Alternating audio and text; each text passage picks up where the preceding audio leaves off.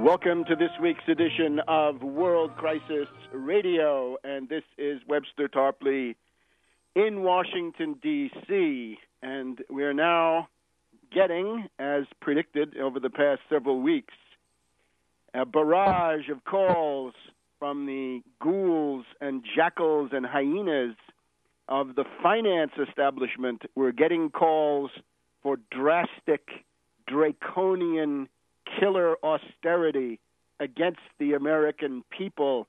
The big bankers and their stooges at the Federal Reserve Board, led by helicopter Ben Bernanke, the new Hjalmar Schacht, or he wishes he were the new Hjalmar Schacht, are trotting out their plans for the mass austerity turn that they're going to try to impose starting next year with the help of Obama. Remember, Obama has already announced that next year will be the time for austerity. He's got a budget freeze going on all discretionary spending, he says, in federal budget for the following year. So this is now the din, the chorus coming from all of these outlets, including, notice, the right-wing reactionaries who are usually aggressive and calling for counterattacks, the Limbaughs and so forth, are now putting on a demeanor of resignation, highly suspicious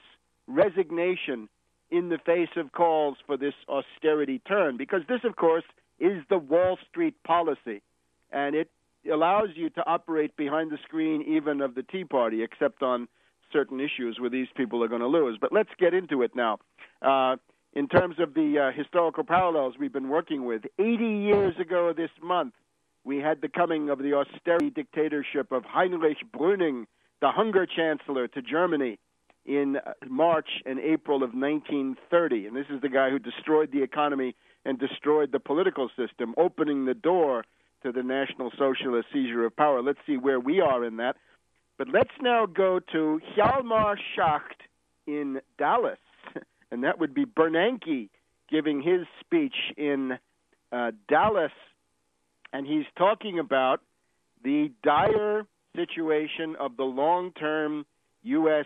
federal budget. And he is calling for blood, sweat, and tears, naturally from you, not from the financiers that he represents, that control him. Various Wall Street characters, the Diamonds, Pandit the Bandit, Blankfein, Mac, and the rest of these predators. There's not a word about taxing Wall Street turnover.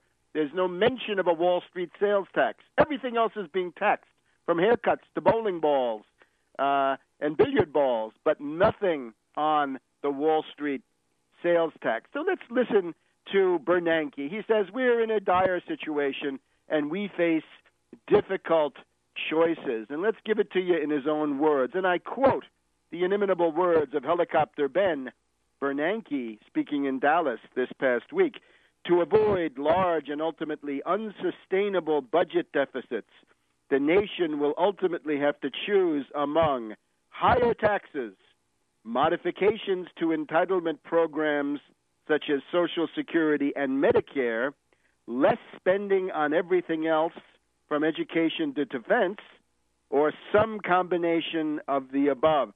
Higher taxes, as we'll see in a minute, that is going to be the value-added tax or national sales tax, an extremely sinister, regressive tax. And I underline the word regressive. It cuts into the necessities of the poor man, the wage earner, the middle class.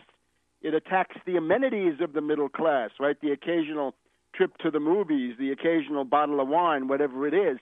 But it leaves the luxuries of Ben Bernanke's super-rich parasitical constituency untouched. So a little touch of class consciousness you can see right through this. So higher taxes, and he means regressive ones, certainly not the Tobin tax or Wall Street sales tax, which he has never mentioned, which he opposes like the plague.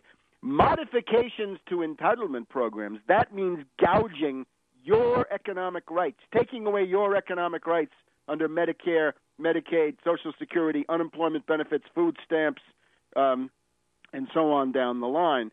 Social Security and Medicare above all.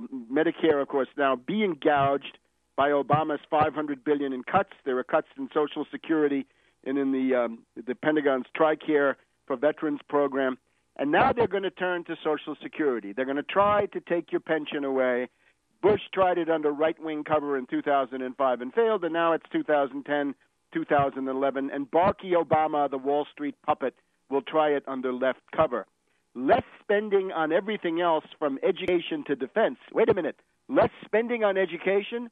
How are you going to be competitive in the world economy of today? We are already falling behind in all the key areas of achievement in the school system if you put less money into education, even as they bust the unions, right? The branch of the American Federation of Teachers here in Washington, D.C. is well on the way to capitulating to the vulture Michelle Rhee, the chancellor of the school system, whose only credential is that she's a union buster, wage gouger. Less spending on everything from education to defense. Well, if you shut down certain defense assembly lines, you're going to be destroying the only high-tech capability you've got left. You've already dropped out of the space race. So what's left? The Chinese are going to get to the moon again before the U.S. So that's Helicopter Ben's line. He wants to have a credible plan to reduce long-term deficits. And this could boost the economy by enhancing the confidence of investors. Oh, enhancing the confidence of investors, those wonderful investors. When they say the market, when they say investors, both of those in quotes, let's remember who that is. It's the bandit, the pirate George Soros.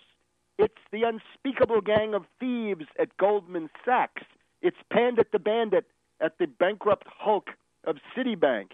It's Blankfein at Goldman Sachs. It's Mac over at Morgan Stanley. They're steadily bidding up the price of gasoline now. You're getting up towards $3 a gallon in many areas. On the basis of what? On the basis of pure speculation by these resurgent hedge funds and other fly-by-night operations on the London ICE exchange. They're robbing you blind. It's time to counterattack Wall Street, because they've been attacking you for a long time. So the Obama administration says that they are very much aware that the deficits are going to be in the $1 trillion range for the rest of the decade. Helicopter Ben points to Social Security draining resources from the broader federal budget. Wait a minute. What happened to the lockbox, Ben? Ever since the Greenspan reform of Social Security, you'll remember that one, the vast increase of the regressive payroll tax back in 1982, 1983, used to pay for stupid Reagan's tax cuts for the rich and super rich. They turned around, they cut taxes for the super rich, and then they increased taxes in the most regressive way they could so that the burden would fall on working people.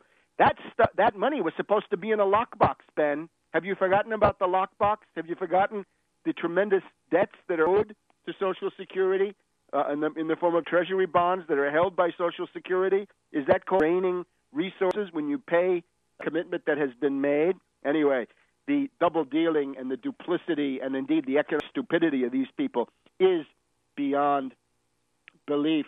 And here's what Ben says: nothing prevents us from beginning now to develop a credible plan for meeting our long-run fiscal challenges.